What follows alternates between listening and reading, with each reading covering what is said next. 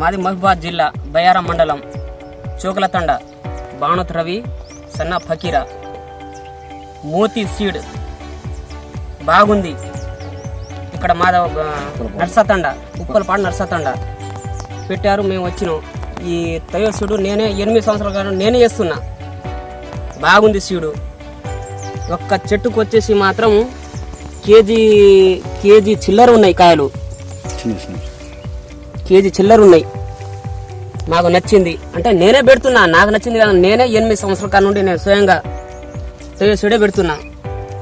బాగుంది. దిగుమతి మాత్రం మంచిగానే వస్తుంది.